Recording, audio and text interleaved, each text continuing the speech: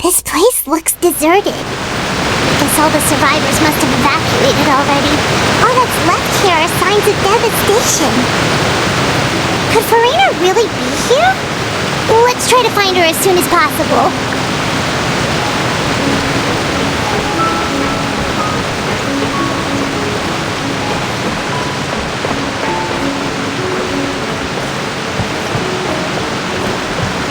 Follow the wind.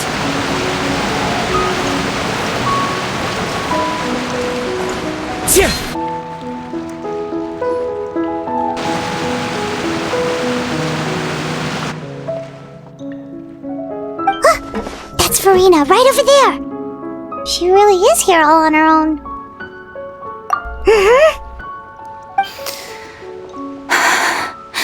Should I just give up? This is all meaningless. What was meant to happen did happen after all. Everyone's dead.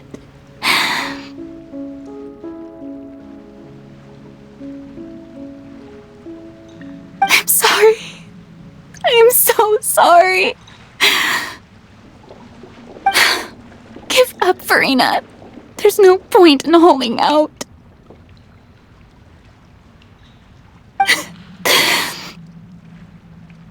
I'm sorry. But what can I even do other than to repeat meaningless apologies over and over?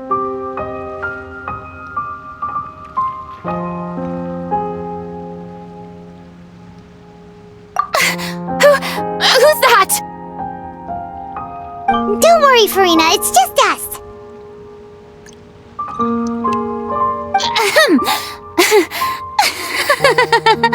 So it is you, blonde traveler from another land. Why, I almost thought you were someone from that mob of my ignorant subjects, come to kneel and beg for my forgiveness. Farina, you were crying just now, weren't you? The tear stains on your face are obvious. What do you mean, tear stains? Oh, I remember. The show at the Opera House earlier this morning was so moving. I'm still trying to process it. Who did that uncivilized rabble think they were? Disturbing my enjoyment of the arts. They even dare to tout their Archon. I must teach them a lesson. I can just imagine their twisted and frustrated faces once they realize that I'm nowhere to be found.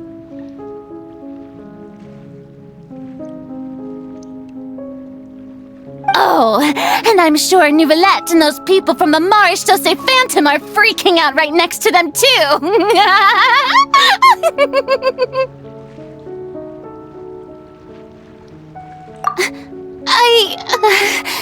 Of course not! Hey, there she is! The Hydro Archon's over there! Quick, after her!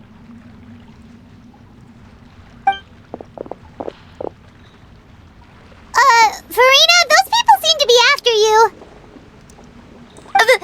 They are? They're just some rabid fans who want to cut the line because they haven't been able to meet me in person, aren't they? That's against the rules. I can't let them get their way. Farina just ran off! Quick, we have to catch up with her!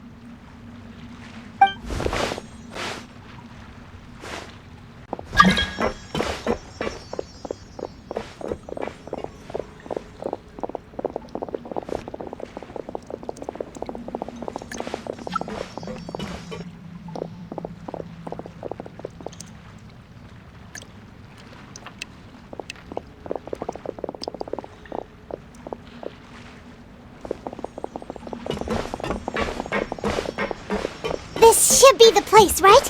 Hey, Farina! There's a good hiding spot over here. Quick, come to Paimon before the rest of them catch up to you. What is this place? Hurry, they're almost here. Fine. I suppose haste is warranted. Lead the way.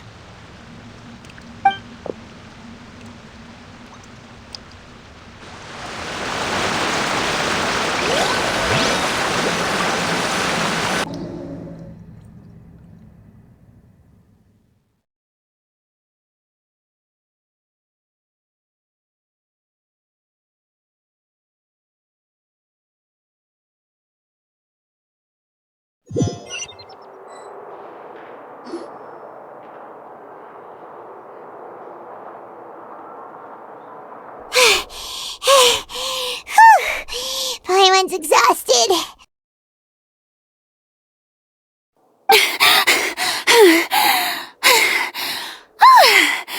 I'm so tired. I totally thought they had caught me.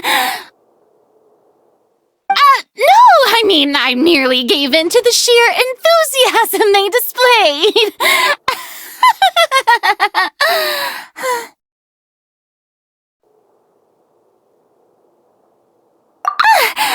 You're right.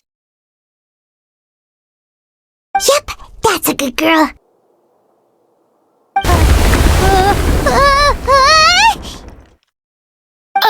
What's happening? The ground's shaking. Is it an earthquake?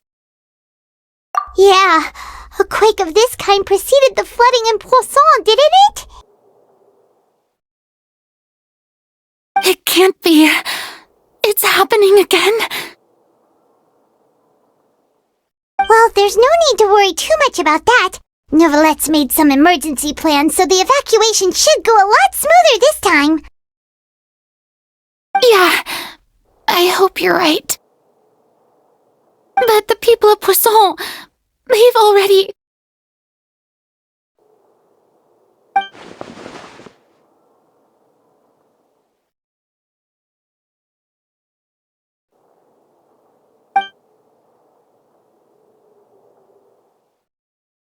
It's true. I've been investigating the prophecy for hundreds of years. I once had informants all over Tevat, searching for clues and feeding information back to me.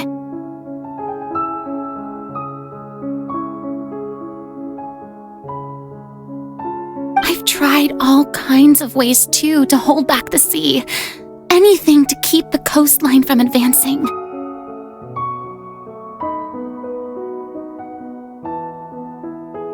But all my efforts proved to be futile in the end. Really, the truth has been clear to me for a very long time.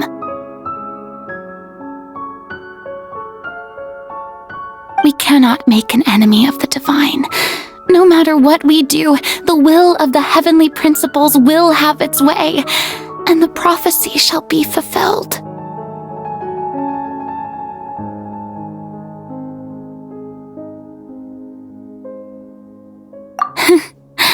Give up. I do love the sound of that phrase. It would mean finally coming to terms with fate, but also for me to finally be free. Indeed, I've thought about giving up so many times, especially after we almost lost Poisson. Fate is really unreasonable, isn't it? It has no heart and obeys no rules. The prophecy has only just started to come true, and so many people have already lost their lives. But just now, it all became clear to me. I still don't have the right to come to terms with fate on behalf of everyone else. As long as the final moment hasn't come, it's still not too late. Don't worry. I will keep hope alive for everyone until the very end.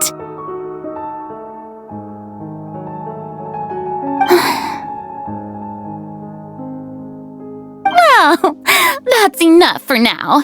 I got the impulse to play the stricken maiden, but honestly, considering my rank and station, that wasn't a good fit at all. Don't take any of what I just said seriously. How could I possibly let Fontaine fall to the whims of trivial prophecy? Come on! Paimon could have sworn you were actually being honest just now.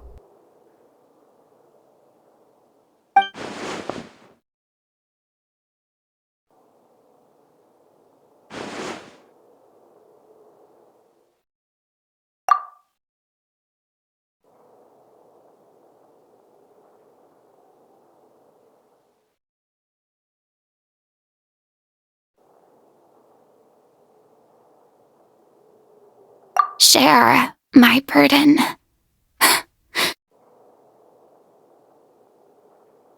That's impossible. It was fated right from the start that this would be my duty alone.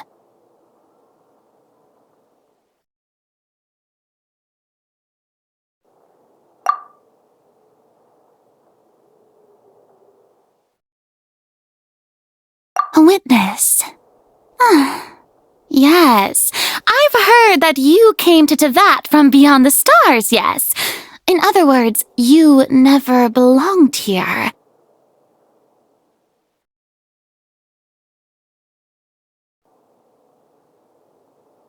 And if Tevat is, in its entirety, a show on a stage, then you're just a spectator, aren't you?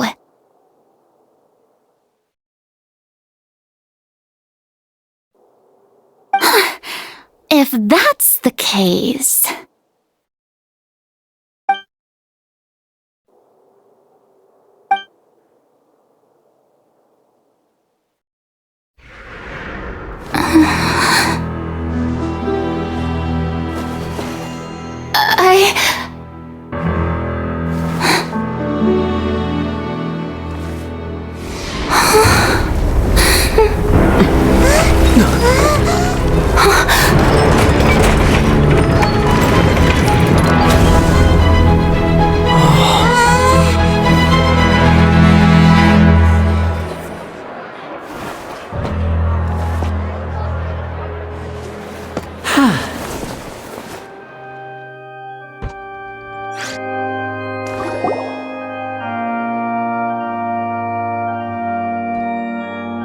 Ladies and gentlemen, this concludes my opening performance.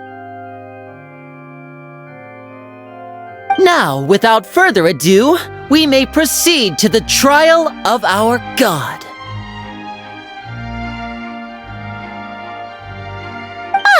So, this is what it is. Yes, you deserve praise for the effort you took to raise the dramatic stakes.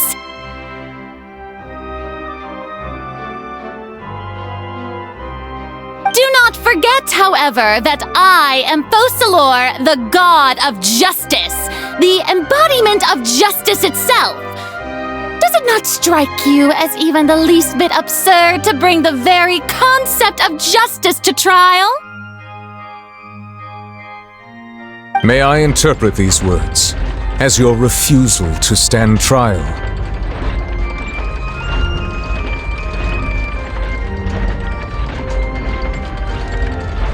In that case, you will have the opportunity to defend your honor through a duel.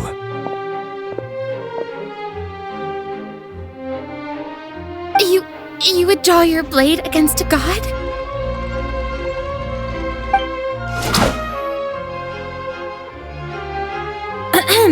I see. It seems like you have made up your mind.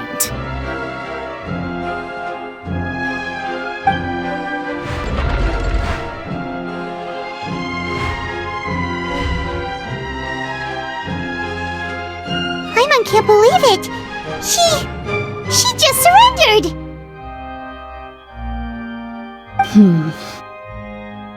What the heck is going on? Did I just see an Archon surrender to a human? Wow, how utterly humiliating. Lady Farina, what is the meaning of this? Shh! It would seem that there has been a misunderstanding. To be clear, the raising of both hands is not always an indication of surrender. Looking for excuses again, huh? I raised my hands just now to indicate my acceptance of the trial. No duel shall be necessary. I will admit that I've been running away for a long time.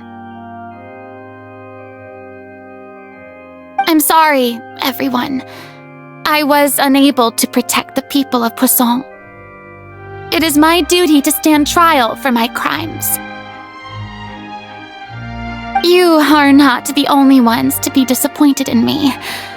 I, too, am exceedingly disappointed in myself. But now, it is time for the Hydro Archon to show you her courage and resolve. I, Farina, will use this trial to show the world the true meaning of justice! This time, I will protect you. Applaud and rejoice! One of the most outrageous and fantastical arcs known to the opera epiclese is now unfolding before your eyes. Mark my words, this shall be one of the most exhilarating and brilliant shows ever to grace the stage of Fontaine! The trial of the Hydro Archon, Focalor, will now begin! Woohoo! Oh, now we're making history!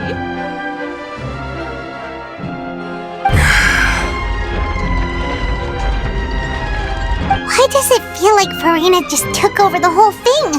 Like, come on! Didn't she just get forced to stand trial for her crimes? Also, even though she's still acting super dramatic, she is taking this seriously this time, right? All right, then. Who will be my opponent in this trial? The court asks the prosecutor to please take the stand. Is that so? Very well. Then please speak, witness of Tivat, my accuser and fated opponent.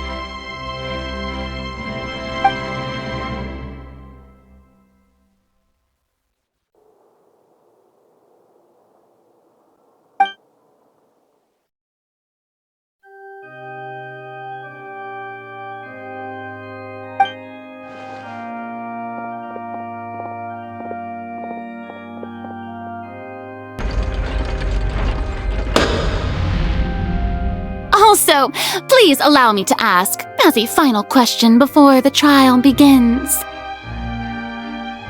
Just how much work did you do to force me onto this stage?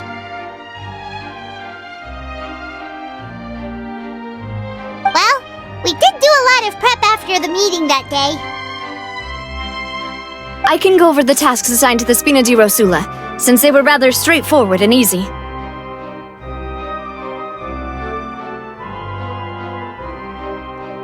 Navia, the president of the Spina di Rosula. Most of the people who participated in the disturbance this morning were my subordinates. They changed into plain clothes and came to the Opera House as regular audience members, waiting for the perfect opportunity to incite insurrection against you. The people's resentment against their Archon has been building as more and more of the prophecy is fulfilled. A spark was all we needed to turn smoldering anger into a flame. Moreover, according to our understanding and analysis of you, when something like that occurred, you would likely flee the scene and head to Poisson by yourself. So, we arranged for a second group to lie in wait there. So, you mean, the ones who scoured the settlement for me were also from the Spina?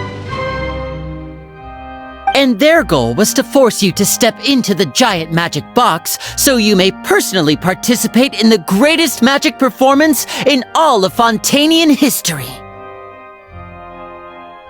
That's right. That house was a magic box, rather than someone's residence. As the super ultimate version of the setup that I used when I first performed at the Opera Epicles,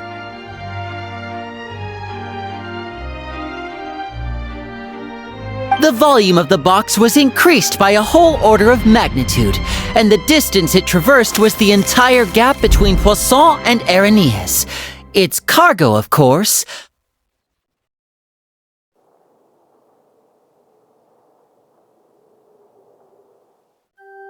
was an Archon instead of a human. My thanks, Farina. Without your help, we could never have pulled off such an extraordinary performance. You're welcome? Of course, this performance was only made possible with Father's support. The House of the Hearth spent a massive amount of labor in Mora to pull this off. We had to select a location, construct the giant magic box, dig a tunnel, and open up a path through the water. It was a lot of work for all of us.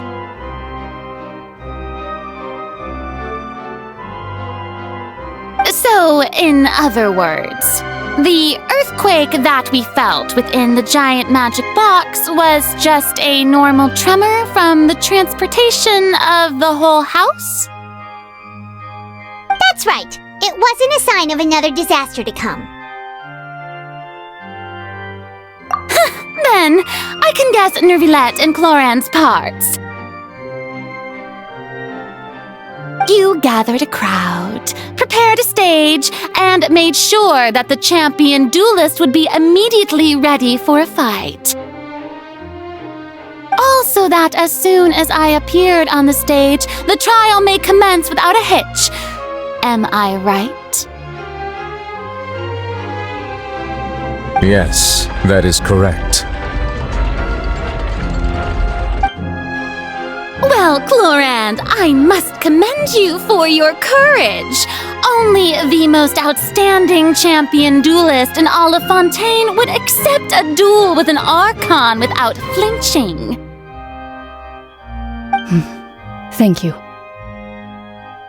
As for you, traveler, I suppose your role was to keep me distracted with conversation once you found me in Poisson. You'd make sure that I didn't notice anything amiss before revealing yourself as my prosecutor once we'd arrived onto the stage. Oh?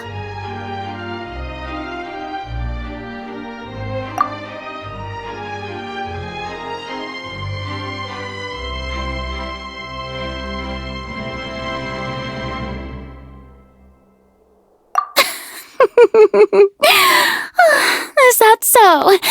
Then I suppose I must have missed my final chance.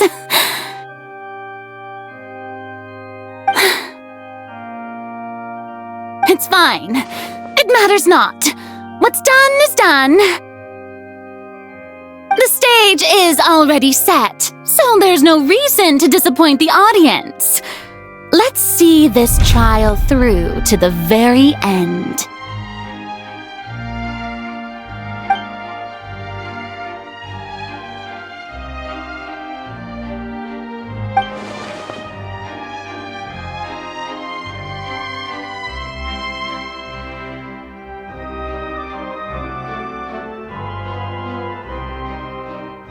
Sir Prosecutor, please allow me to pass this along. This is a document that Miss Charlotte applied for and received permission to share with you during the trial. According to her, it should speed up the proceedings.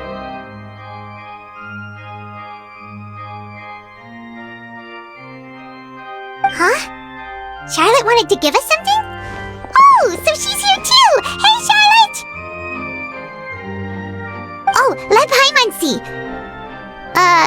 Isn't this the exclusive interview that she did with us before? So she's already finished it, huh? Wait, then that means this document is a perfect timeline of everything that's happened ever since we stepped foot in Fontaine! So in other words, we can refer to this anthology of evidence every time we want to use something from our journey as evidence for an argument!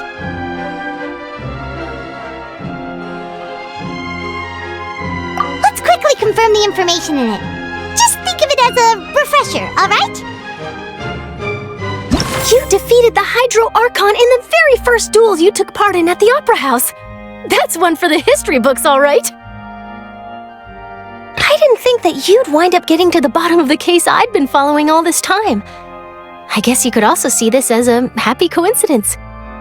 This is the first time Monsieur Neuvillette had a difference of opinion with the Oratrice. Even the Hydro Archon can't figure it out. A Fatui Harbinger. She's an extraordinary person. Her instinct must mean something. The fortress of Meripede was almost destroyed in a single day. That I didn't witness that scene personally will always be a source of professional regret, I think. According to Monsieur Neuvillette, both Child and that whale should have been in the primordial sea at that time. I nearly lost my awesome friend Navia. To be honest, that still gives me shivers. The words of someone as extraordinary as a witch can probably only be truly understood when something surreal happens to you.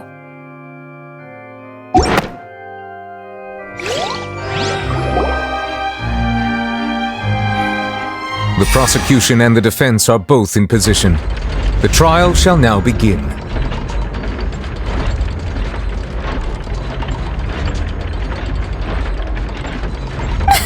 Oh, come on, Neuvillette. There's no need to repeat all the unimportant legalese. Just fast forward to the part where the prosecution lays out my offenses. As the defendant and the lead actress of this performance, I still haven't even been informed of my supposed guilt in all of this. Of course, it is only natural for humans to struggle to understand the actions of a god. However, you will need more than that to convict me of a crime.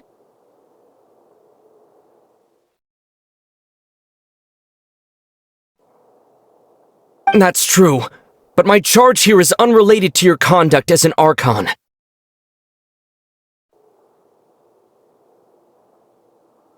Instead, I would like to charge you as a fraud who's never been the Archon in the first place.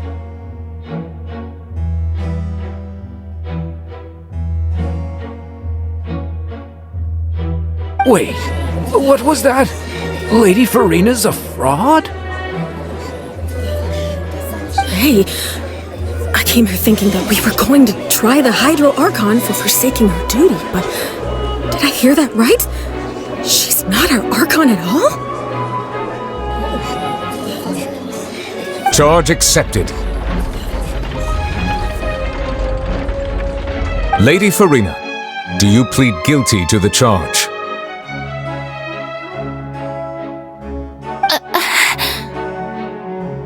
Lady Farina. I plead not guilty. How can I be guilty? There is no way that I, Focalor, otherwise known as Farina de Fontaine, a member of the Seven and the Regina of all waters, kindreds, peoples, and laws of Fontaine, could be anything other than your true Archon. Yeah, even though Lady Farina can be rather eccentric, isn't it going too far to doubt her very identity? Yeah, I've never questioned her identity either. Sure, Lady Farina can be super irresponsible, but what grounds does that prosecutor have to make such a huge claim?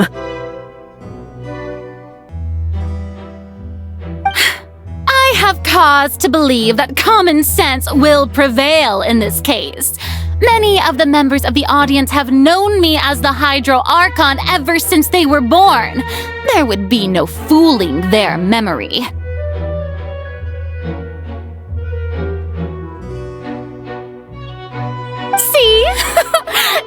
Oratrice has decided to show me its favor. Are you sure you want to commit to a charge that will never be upheld? If you wish to drop the case, I can promise you as the god of justice that you will not have to face trial for making a false accusation. We will treat everything that's happened as a dramatic spectacle and move on with our lives.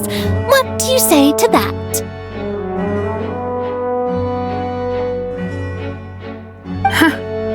An argument with near impossible odds, huh? We have to not only refute Furina's claims, but also overturn the long-held beliefs of the people.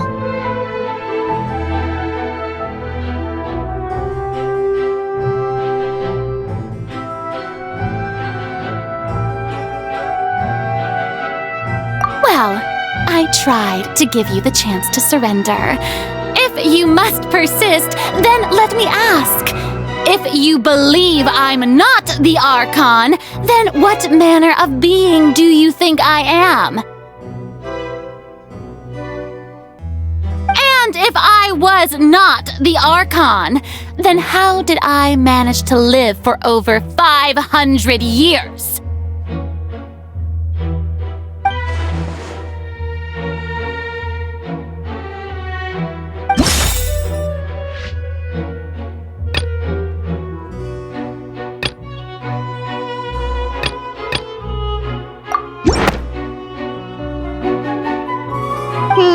That doesn't sound right. Paimon doesn't think this clue can be used as compelling evidence to build our case.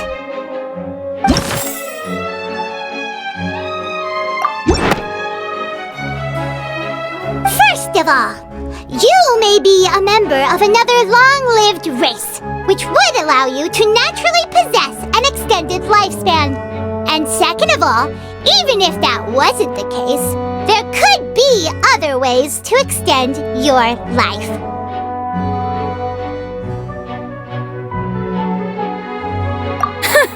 Who gave you that idea? Was it the knave? You'd sink so low as to use a harbinger's words against me.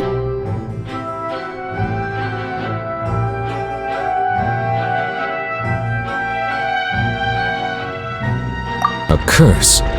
I once thought it possible that the aura of an Archon might naturally resemble a type of curse.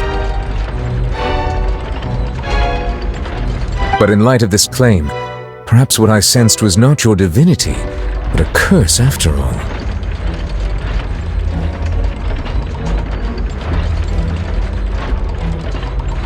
You sensed it too, huh, Nervalet?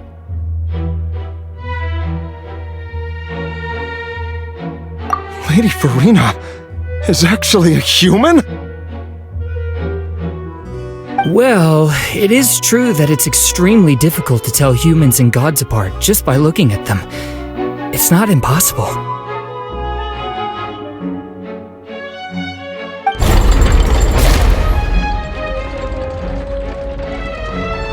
Well, don't start celebrating too early now. Even if I have been carrying a curse like you said, how does that prove that I am merely a human being? Besides, everyone knows that the main difference between a human and a god is the possession of authority. Gods can do what humans cannot. That's why they're worshipped as gods.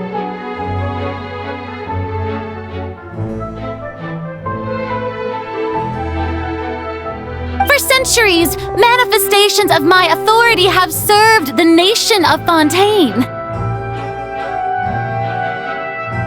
One need only to turn their eyes towards the Oratrice Mécanique d'Analyse Cardinal in this very opera house, or consider the endemnitium that is used in every aspect of life.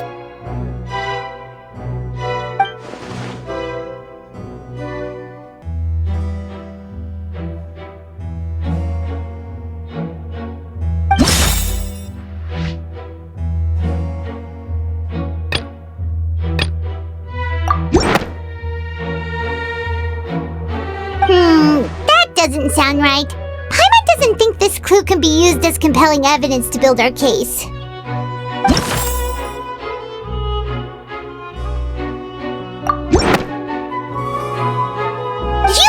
to reference the Oratrice. But weren't you as confused as all the rest of us when the Oratrice declared Child to be guilty without any proof? Otherwise, you should have come up with a good explanation for that by now.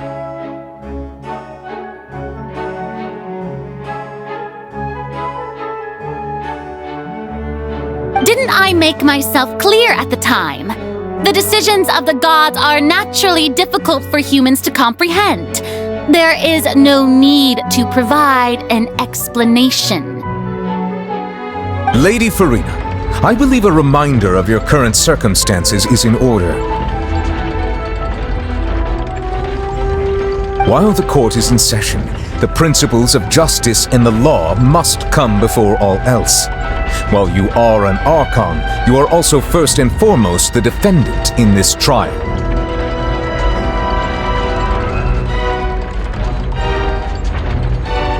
You will prove yourself unable to defend against the prosecution's charges if you continue to withhold vital information against the rules of the court.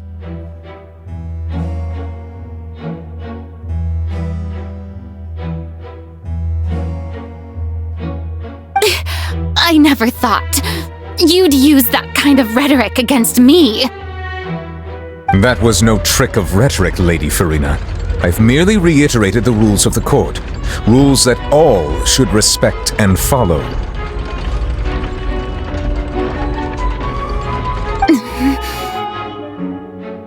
So, you neither knew why Child was declared guilty, nor did you understand the structure and operations of the Oratrice.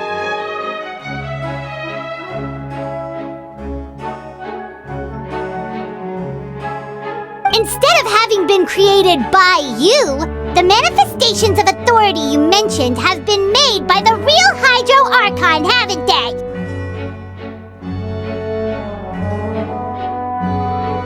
The real Hydro Archon? Well, now you're really losing me. It is true that I did not know why the Oratrice gave out a guilty verdict that day. But the Oratrice handed out that verdict unilaterally, and it has been operating independently ever since it was first created. You can't argue that just because a divine creation is flawed, that the god behind it must also be no god at all. She's still throwing out all kinds of excuses. Seems like she's confident that we won't be able to produce proof that she has no power over the Oratrice.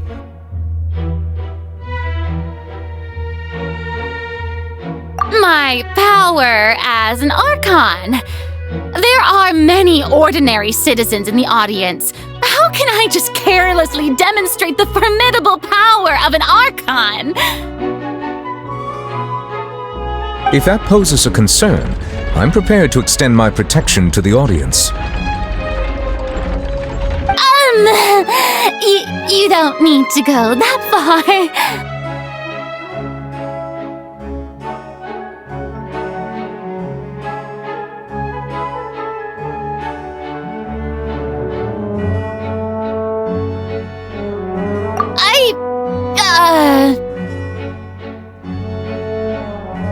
Aren't you the Hydro Archon? Or is it that you can't even wield the power of Hydro, much less the authority of a god? Indemnitium! Yes! It's all because of Indemnitium! All Archons derive their power from the faith of the people, and I've converted the people's faith in justice into Indemnitium! Thus did I give up all of my divine power to provide everyone with energy for their daily lives. Have you ever seen a more magnanimous god?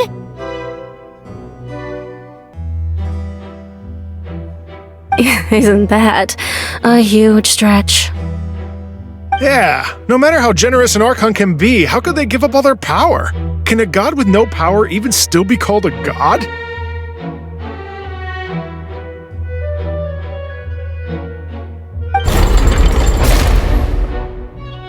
It seems like nobody's buying Farina's excuse. Hey, come now, everyone, please don't stare at me as if I was a liar. I'm still the same Farina you knew, right? The one that you loved. Shouldn't you want to believe in me?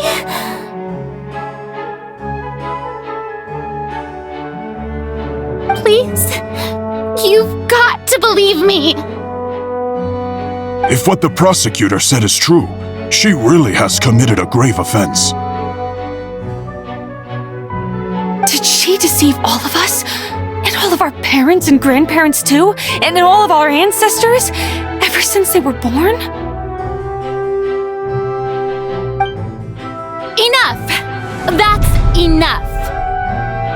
Tell me then, if I'm not the real Hydro Archon, then who is? If you have no evidence of another Hydro Archon's existence, nor can you find anyone who can back up their claim to be such, then what grounds have you to say that I'm not actually the real deal? Wow, she came up with yet another argument. How can we refute her now? Seems like she really doesn't want to give up.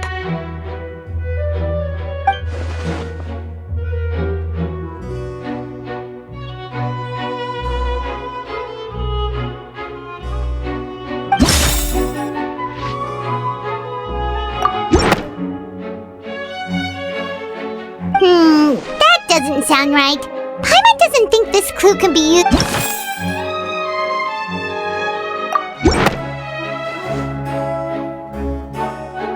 It has been established that all Fontainians can dissolve in water from the primordial sea. And that means... Since you insist on claiming to be a god and not a human, then there's a method that you can use right here and now to eliminate all suspicions of you being the latter. Miss Navia, please apply to serve as a temporary attorney for the prosecution before addressing the court. Though you act in partnership with the prosecutor, you must still adhere to proper procedure. Super sorry, Monsieur Chief Justice. I swear this really will be the last time that I'll speak out of turn. Now, I've brought some seawater from Poisson. As everyone knows, a massive flood struck the area not long ago, taking many lives, including those of some of my closest friends. So, Miss Farina, would you dare to touch some of the seawater? If we are to believe that you are indeed the real Hydro Archon, touching the seawater would have no effect on you. All it should do is strengthen your case.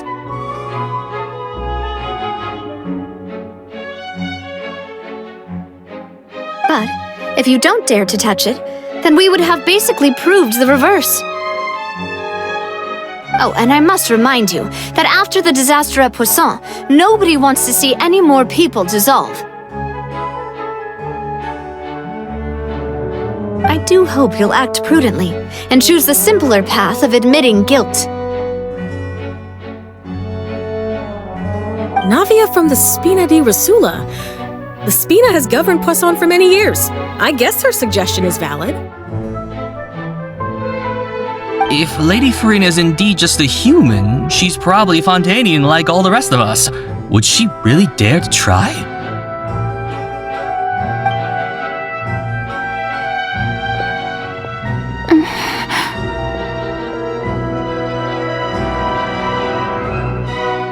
Lady Farina, this test has been unilaterally proposed by the prosecution. As it falls outside the realm of standard court proceedings, you possess the right to decline participation.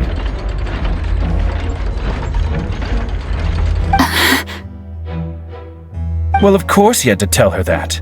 But refusing to participate is basically the same as a confession of guilt.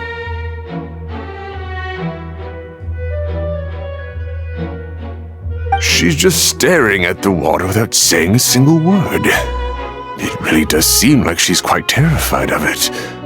That could only mean... What's going on? Is she really planning to... That's not what we thought she would.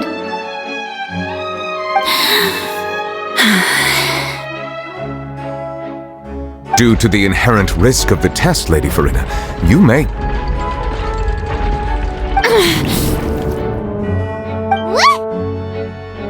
Hey!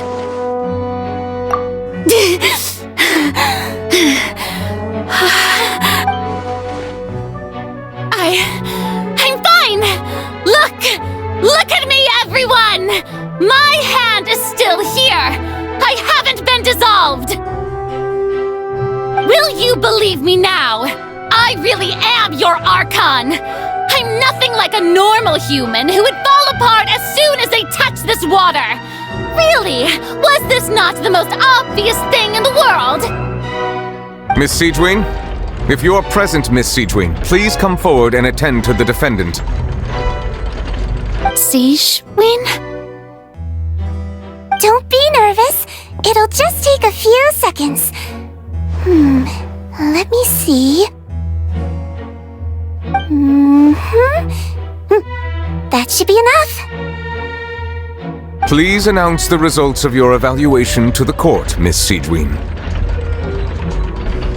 As everyone doubtlessly saw, Miss Farina was displaying symptoms of hyperventilation and flushed skin.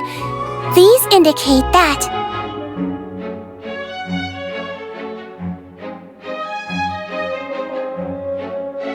she was experiencing the adverse effects of exposure to primordial seawater.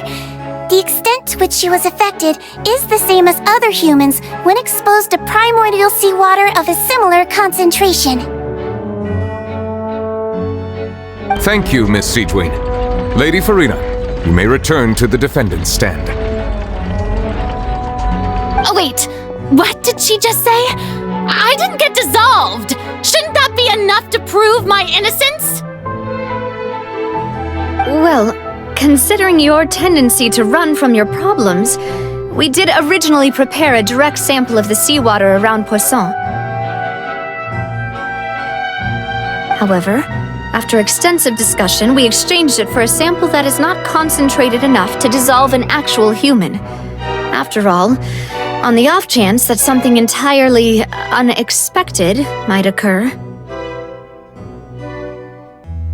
we don't want anyone else to lose their life to the sea. Yeah, so out of regard for Farina's life, you secured a low-concentration sample and asked the head nurse to serve as an expert witness. It's a great thing that the direct sample wasn't actually used. Farina could have... I can't believe... You...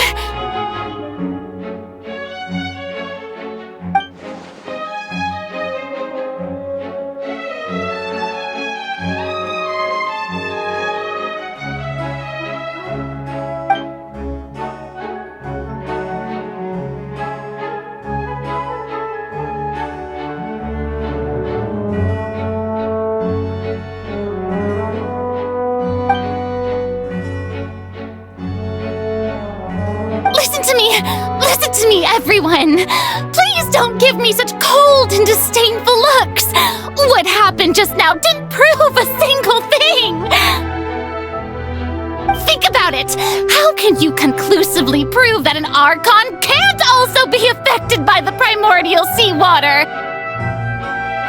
Also, if I was really just a human, why would I dare to just put my hand in that kind of water?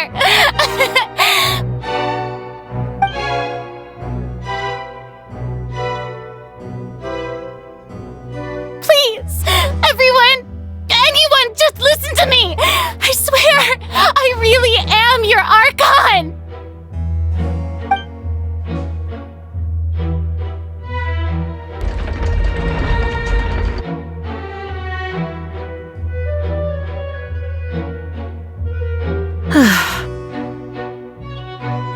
I don't think anything she says at this point will sway anyone. The odds are just too stacked against her now.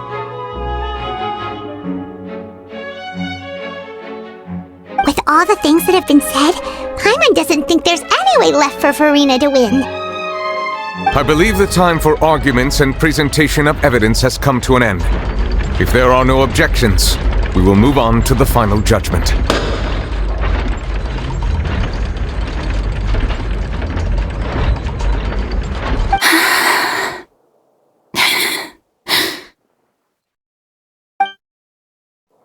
I don't think anything she says at this point will sway her. She's too stacked against her now.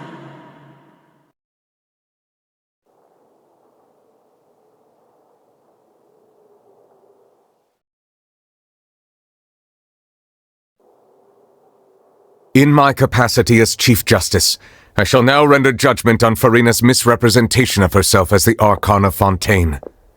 As a human who knowingly deceived her fellow citizens, Furina is guilty.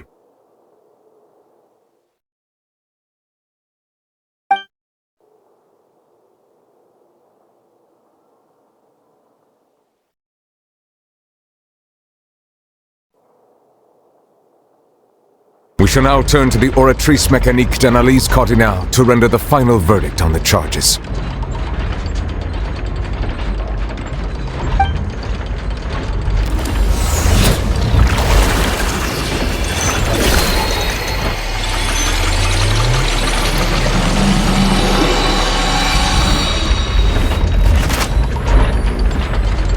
According to the judgment of the Oratrice Mécanique d'Analyse Cardinale, Furina is...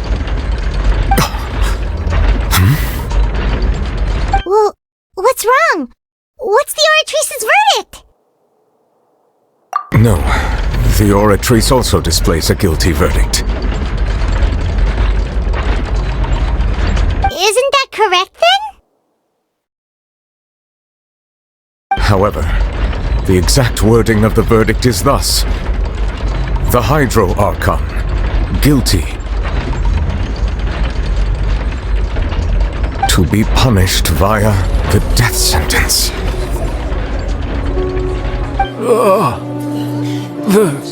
The death sentence?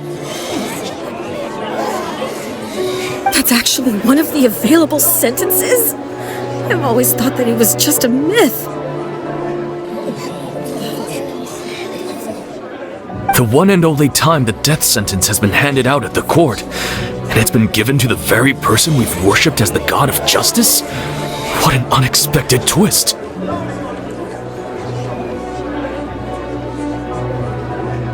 Furina's been sentenced to death by the Oratrice?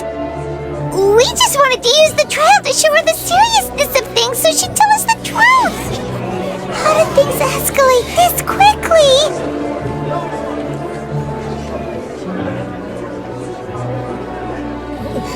This outcome is indeed quite strange. According to Fontaine's current definitions of justice, as well as its recommendations for criminal sentences,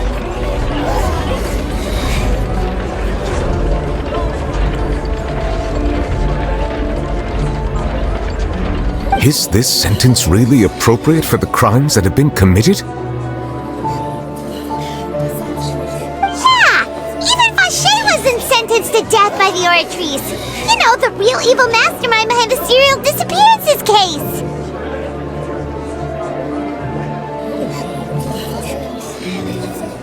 Indeed. Not only is Furina's sentence overly excessive, the very point of our trial today was also to prove that Furina has never been the Hydro Archon in the first place. But now, the Oratrice seems to have deliberately invoked the title of the Hydro Archon. What does this mean?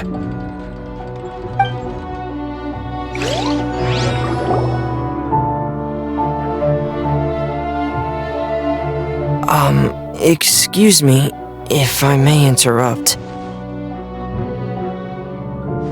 Is the trial still going? Fremine! Oh, you finally made it. I assume this means you've completed your mission? Mm-hmm. Any mission Father assigns to me will always be top priority.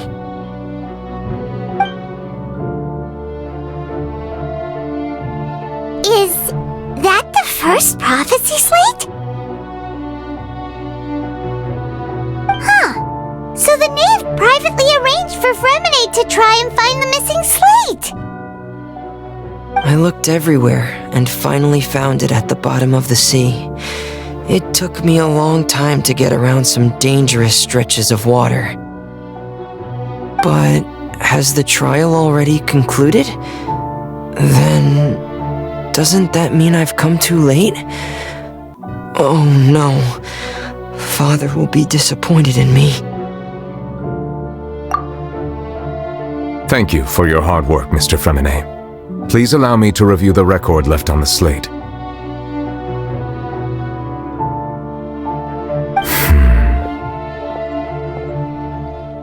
Traveler, I believe that you have already seen the other existing slates, and would like you to come here and confirm their contents.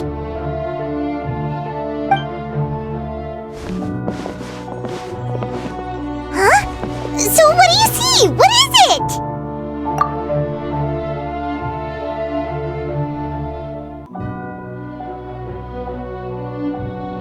I believe I've now made sense of the Hydro Archon's crime. It has to do with Fontaine's lost history. Huh? Isn't the Hydro Archon just guilty of deceiving her people? Oh, wait, no, that's Farina, and we've already proven that she's not the Hydro Archon. So when you say Hydro Archon, do you mean the real Hydro Archon we've been kinda talking about? In truth, everything that you've encountered in Fontaine up until this point can be traced back to the contents of these stone slates. However, I'm uncertain as to how much sense they currently make to you. Okay, let's try to recall the contents of the other 3 stone slates. Paimon will do her best to help you remember.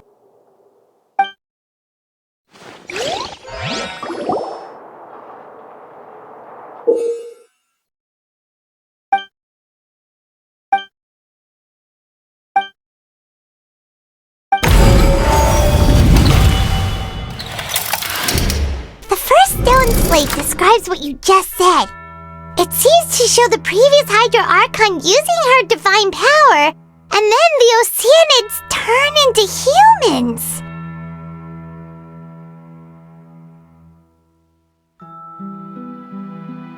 Does that mean that Fontainians are transformed Oceanids? Oh, Paimon wasn't expecting that. But if Oceanids can turn into humans, then perhaps this process can be reversed as well. The second stone slate shows Celestia floating in the sky and the Hydro Archon and her people worshipping it together. But the heavens still brought judgment down upon them. This must be the point when the Hydro Archon and the Fontainians were branded with their original sin. Does this mean that the original sin and the Hydro Archon sin are the same thing? The third slate shows the Hydro Archon sinking into the sea surrounded by many people. That reminds Paimon, didn't we also watch that happen to someone else? Well, the fourth slate is the prophecy the Fontainians have been talking about. People dissolving into the sea, the Hydro Archon crying on her throne, and so on. We didn't believe that such a crazy disaster could happen at first, did we? But after that incident, it was just a question of when and not if.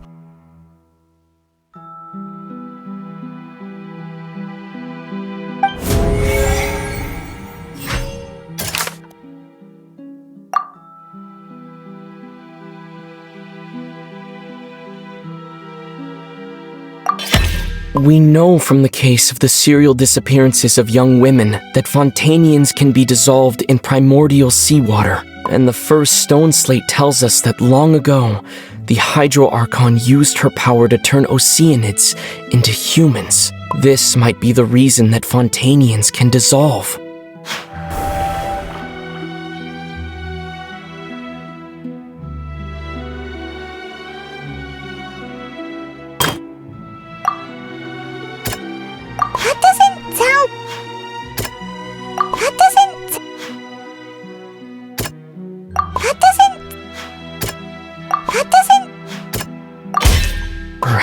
what is about to take place has all happened before. The true sin of the Hydro Archon that Nervalet mentioned, and the original sin cast down on the people of Fontaine by Celestia, as recorded on the stone slates.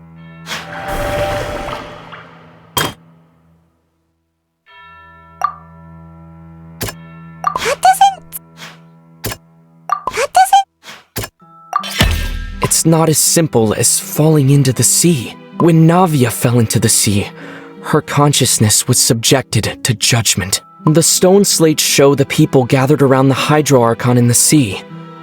Could that be alluding to the same thing?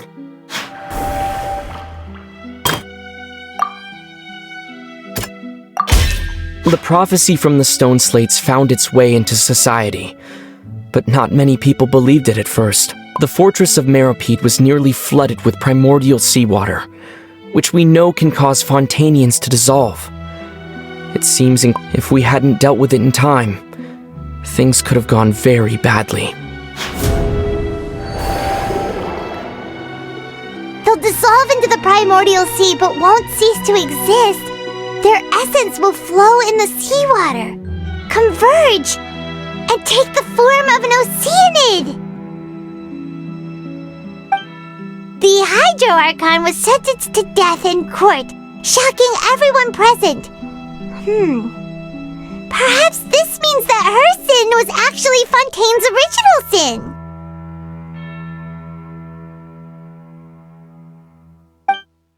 Navia fell into the water inside those ruins, and she nearly dissolved. She was surrounded by the people of Poisson in a court within her consciousness, and was forced to take part in a trial meant to make her stay. The eruption of the primordial sea at the fortress of Meropide was the surest sign that the prophecy was about to come to pass no matter what. The prophecy's contents can all be verified by recent events. If we combine what we know together, loads of truth should come to light.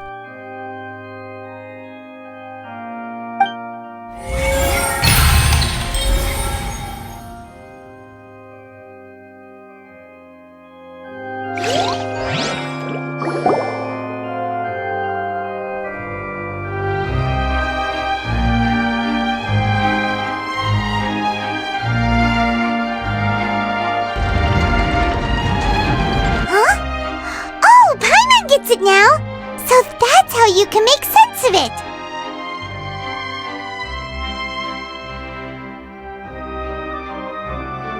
But then it feels like we're going to have to share some truly shocking revelations. Let's hear them.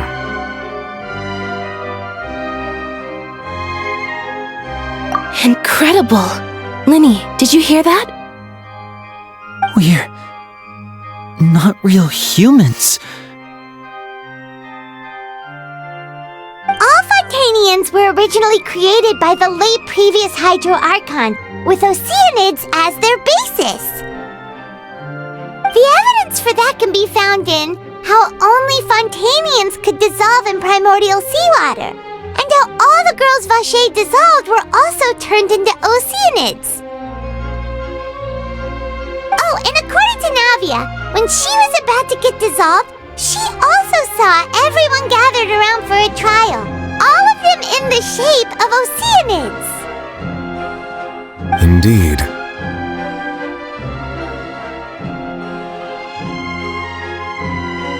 Yeah, and it follows from the content of the first slate that she probably angered Celestia by creating humans without prior permission. That could also explain why the Oratrice judged the Hydro Archon to be guilty. It's to account for that ancient sin. The Hydro Archon's true sin was creating us? And yet, after many hundreds of years, the Hydro Archon's creations have turned around to try to judge the Archon within the Opera Epiclese. The twists of history are often the most unexpected of all.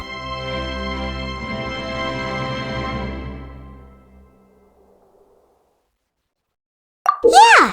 Isn't the image bridge here just like when Navia fell into the sea? So wouldn't it be trying to show the image of the Hydro Archon also falling into the sea once the prophecy has been fulfilled in the fourth slate?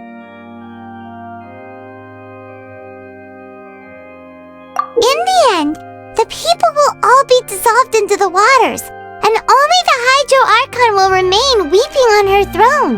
Only then will the sins of the people of Fontaine be washed away. Did Paimon get all that right? You've made some keen deductions. I must say, given how much you still don't know, it is impressive that you've already managed to connect so many pieces of the truth. However, while you were able to decode all the information on the slates, they've also been etched with an additional layer of hidden information using a different power source. When we were at the ruins, I tried to decipher the hidden information recorded in the slates. But since we only had 3 slates at the time, I was unable to come to a full conclusion.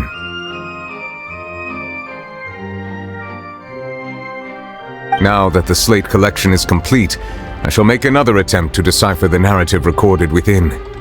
If everything goes well, we should finally be informed of the unadulterated truth.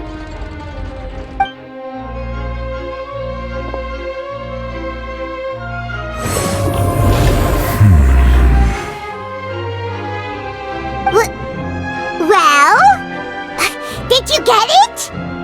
I believe I should share this truth not only with you, but with all the people of Fontaine as well. I will try to briefly summarize it for you.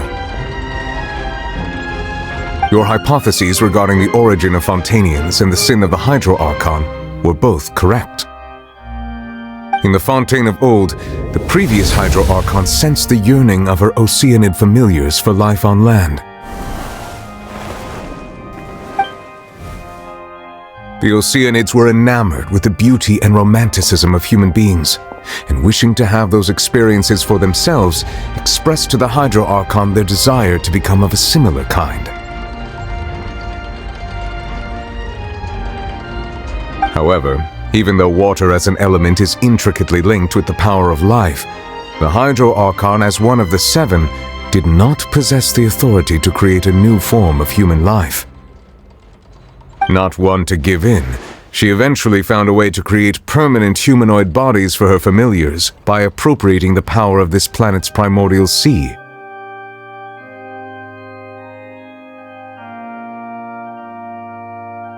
She poured primordial seawater into the Oceanids' blood vessels, creating humanoid mimics in the process.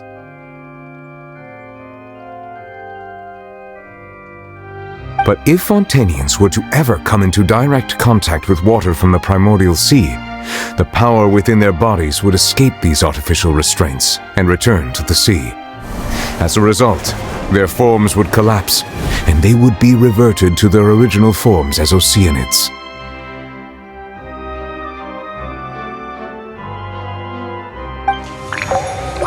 Of course, the Hydro Archon never received permission from the heavenly principles to create a new human race. And thus, the Hydro Archon and all of her creations came to shoulder the original sin of appropriating the power of the primordial sea. That is the true history of how the people of Fontaine first came into being. So we were all Oceanids before we turned into human beings? That's way too much information for me. I think I'm just going to pretend that I never heard a single thing. Wait, but if that's the truth, we can't let the Hydro Archon be sentenced to death. After all, her only sin was creating us. This really might be too much information for your regular Fontainian, but it does answer a lot of our questions. Alas, your hypothesis regarding the 3rd and 4th stone slates was inaccurate. The slates' respective positions are, in fact, correct. A key point of the visual on the 3rd slate is how all the individuals depicted in the water are humans rather than Oceanids. They have not been dissolved. which implies that the water depicted in this slate is not water from the primordial sea. The nation of Fontaine is the nation of Hydro, as well as the nation of trials and justice. Instead of being the literal element, the water in the scene symbolizes judgment and justice. You may also recall Navia's experience. When she fell into the sea, her consciousness was surrounded by that of many others who intended to hold a trial to determine her fate. Therefore, the meaning of the third slate is that the people of Fontaine shall try the Hydro Archon at the court of justice. Yes, it refers to our present situation. I think I'm following now. So, what you're saying is, even though we decided to put on this trial to avoid fulfilling the prophecy, in truth, everything we've done has happened exactly as the prophecy foretold. So now, it seems, we're the ones making sure it comes true. What should we do? Huh. No matter what, the prophecy will be fulfilled. Is this what it— If that's the case, does that mean the scene in the fourth slate will also be fulfilled soon? Traveler, I would like to point out another small fallacy in your deductions. About the fourth slate, you probably thought that the eruption of primordial seawater beneath the fortress of Meripede served as the surest sign that the prophecy was about to come to pass, yes? However, I believe that rather than being a sure sign, that eruption could in fact only be a small warning of something far worse to come. As for the root cause of the catastrophe, I believe you've already encountered it once before.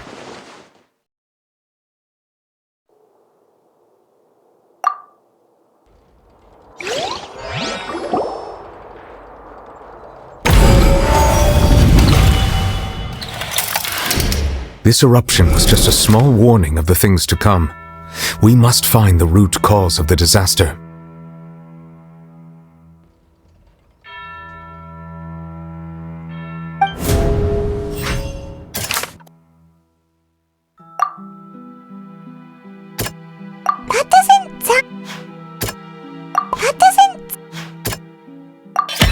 It was both dream and reality. If we're talking about a true culprit, that could only be that thing inside the primordial sea, right? The truth, the original sin, the trial, and the root.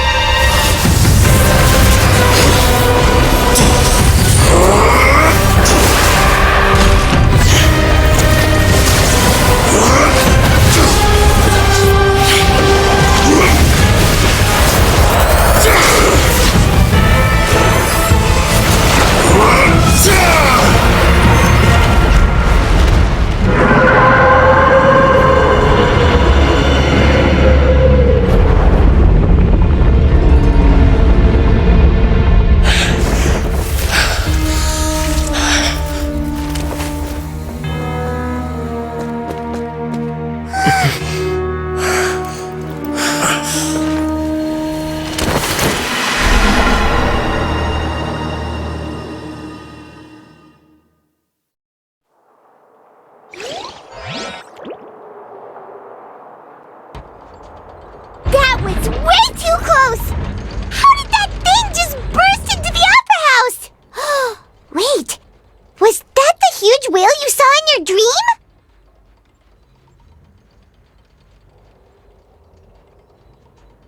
So we've met it at last.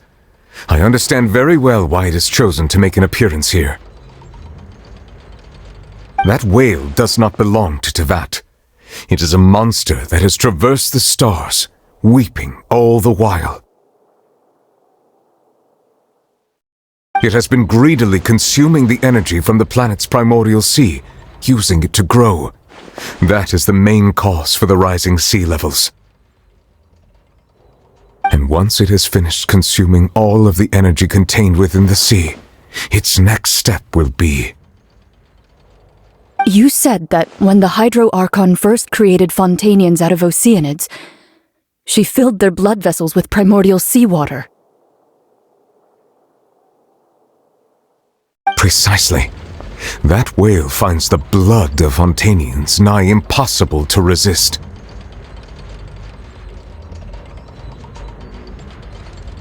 Therefore, when it left the primordial sea, it decided to make its next stop a packed opera house full of food. Food in the form of Fontainians. We just barely managed to push it back, right?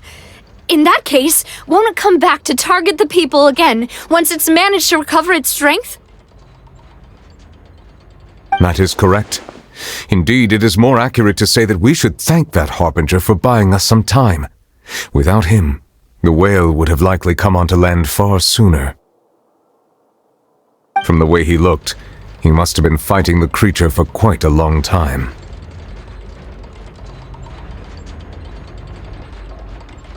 That battle maniac! We've always known that he had a special connection with that whale, but we definitely didn't expect it to help us out like this! Anyway, now that we know that this whale is the actual cause of the disaster recorded in the prophecy, all we need to do to stop the prophecy would be to find a way to beat it up, right?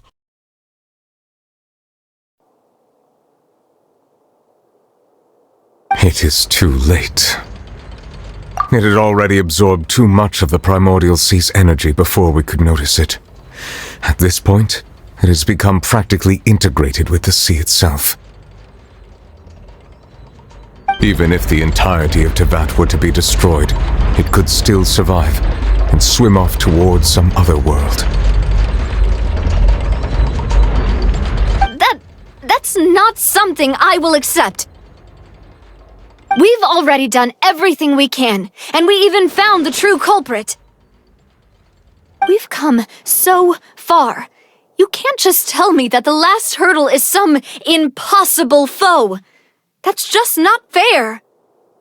Indeed, that's not how a grand performance should end. I'll fight it to the end, no matter what. So the prophecy will be fulfilled no matter what, huh?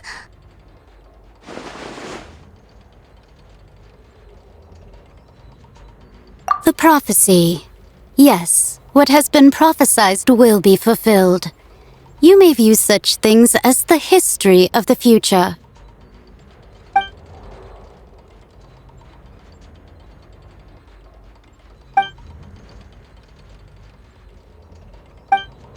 Just as prophecies are usually only the future as seen from the perspectives of the gods, could things be happening in hidden corners where the gods' gaze does not fall? Ultimately, fate shall serve as your only guide, no matter what will happen in Tevat's future.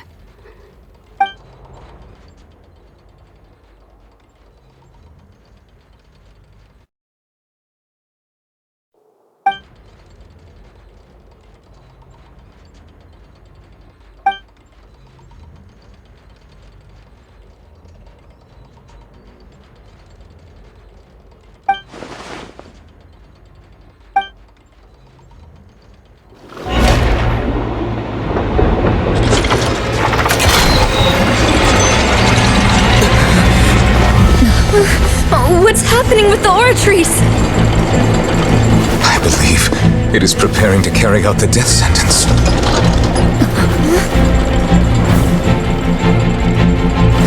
Farina!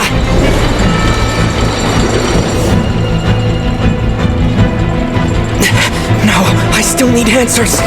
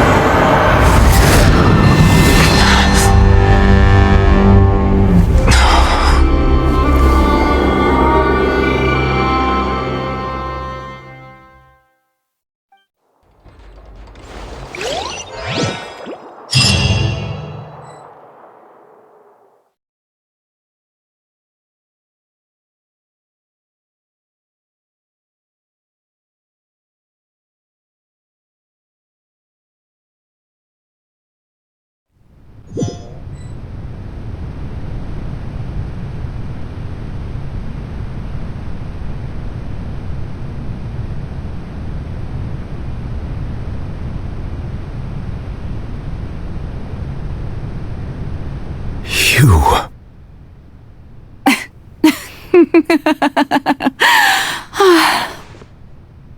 Sorry. That shocked expression on your face is just too amusing. I couldn't help myself. You are not Farina. Who are you? The sweet sound of bewilderment. Marvelous. A sure sign that my attempt to deceive everyone was a resounding success. But to answer your question, I am Focalor. You know, the god. Focalor? Why did you deceive us? Oh, that wasn't my goal, of course. Goodness, no. But I had to fool everyone else too, if I was to stand any chance of deceiving the heavenly principles. Deceiving the heavenly principles? It's all because of that pernicious prophecy. Dreadful, wasn't it? Everyone doomed to dissolve. Fontaine condemned to be flooded.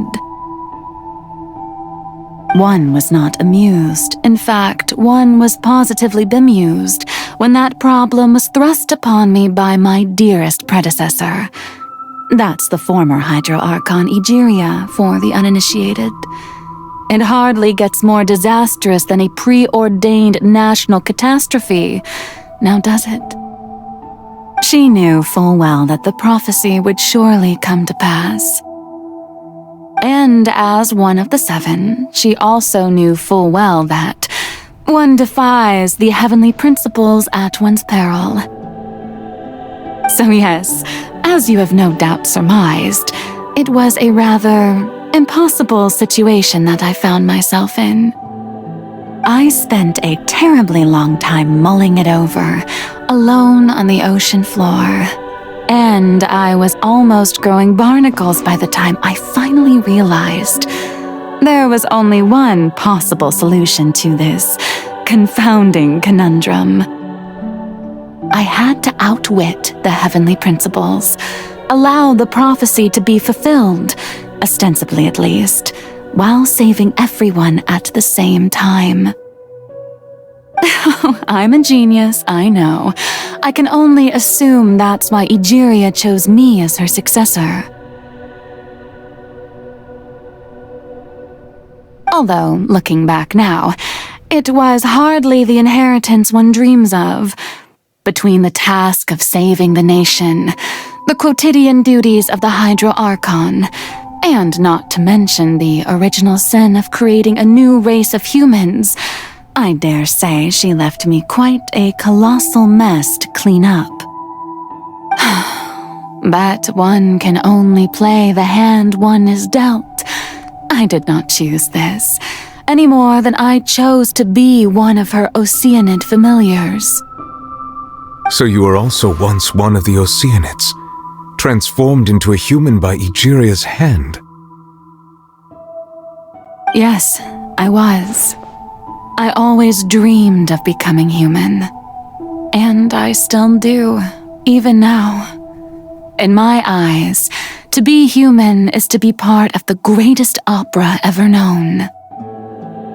After becoming a god, I separated my divinity from my body and spirit, leaving behind only a self that was as naive and bewildered as my past self on her first day as a human being. The me you see before you now is that divinity, and the human counterpart I left behind, I named Farina. She could feel joy, sorrow, and everything in between. She could be as vain and conceited, or as meek and vulnerable as she wished. Her strengths were of a kind only a human could possess, as were her shortcomings. But in my eyes, Farina's humanity was what made her perfect. She was perfectly human in every way, the person I always wanted to be. Anyway, so then I cursed her. All part of the plan, of course. The plan to deceive the heavenly principles.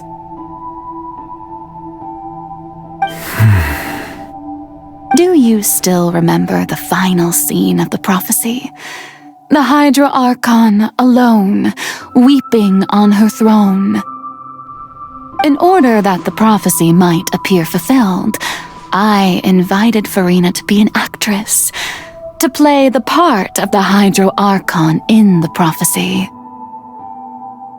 Under the curse I placed on her, so long as I, Focalor's divinity, continued to exist, she could not die. But nor was she free to live her life in the pursuit of happiness. Instead, she was forced to take the stage in the opera house, to embrace the role of leading lady, to forever play the part of the god from the prophecy, all to create a deceitful appearance of that prophecy coming to pass. I suppose now you probably understand why your court is called the Opera Epiclese. But Furina is only human, isn't she? Even though she has had a long life, her mind is no stronger than that of any other ordinary human being. I cannot begin to fathom what she has had to endure. It must have been torture for her. It has indeed. And although she is, in a sense, me in human form, I most definitely owe her an apology for it. It's been 500 years.